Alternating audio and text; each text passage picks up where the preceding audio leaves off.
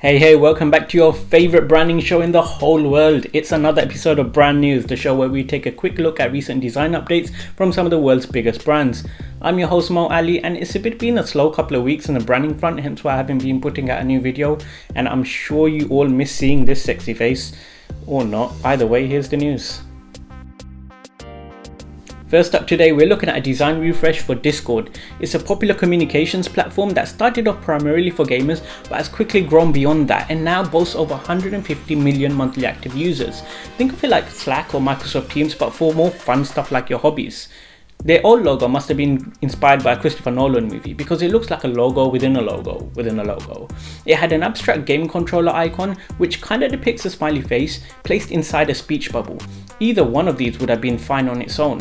The type never really sat comfortably next to it either, with its aggressive slashes slicing through the letters. By the way, apparently that little guy, which looks like Mickey Mouse's pants, is called Clyde. Who knew?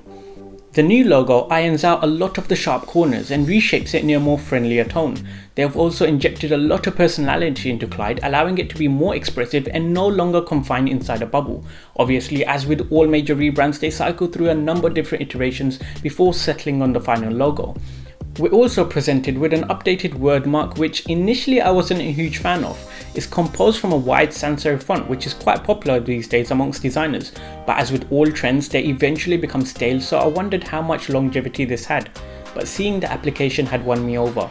It gives off the playful vibes that it's aiming for. I'm still not a fan of the uppercase wording and think it would be much more legible in lowercase, but the design looks good. The new blurple colour and accompanying palette brings a brighter feel to the application, and the illustration style reinforces the fun aspect of the brand. It's a step in the right direction for Discord, and although I don't personally use the platform myself, this rebrand is actually making me consider giving it a go. Oh damn, they've incepted my mind. So Google have just announced a major overhaul to the Android UI design language coming out later this year. The last iteration, called Material Design, was introduced way back in 2014, and straight out of the gate it was ugly. I mean, it was obviously better than what they had prior to that, which seemed like no design system at all, but it's crazy how they waited this long to give it a much needed update.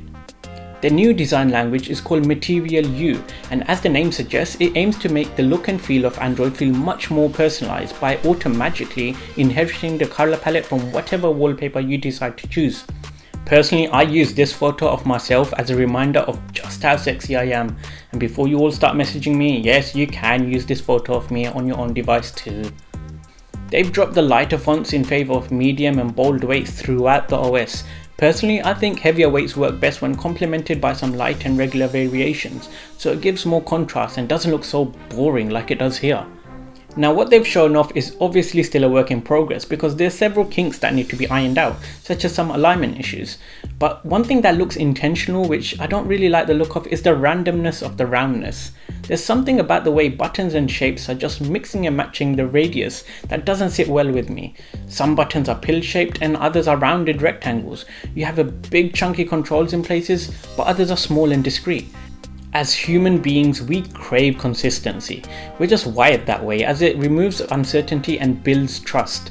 But I'm sure things will change and improve before they launch this with Android 12 sometime later this year. Pretty much everyone I know has an iPhone or Samsung, which has its own UI anyway, but I'm sure this will be a welcome update to the 7 or 8 tech nerds who still buy Google Pixel phones.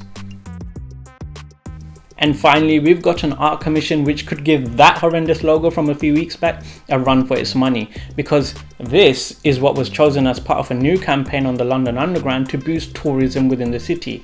And you might be thinking, well, it was probably a competition won by a young school kid, but it was actually made by one of the most famous artists in the country, David Hockney. And I have so many questions. Like, why is the S dropped like that? Did he run out of space? Why does it look like it was made by a 4-year-old on Microsoft Paint?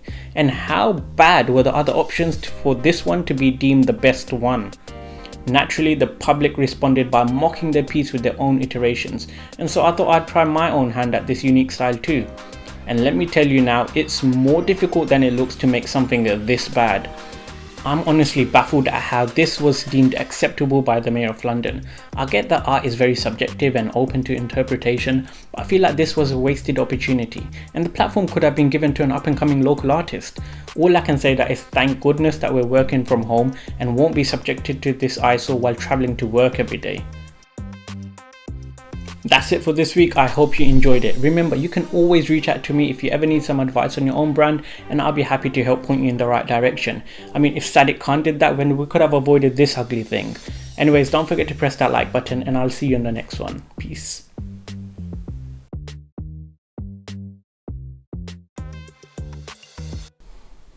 Wow.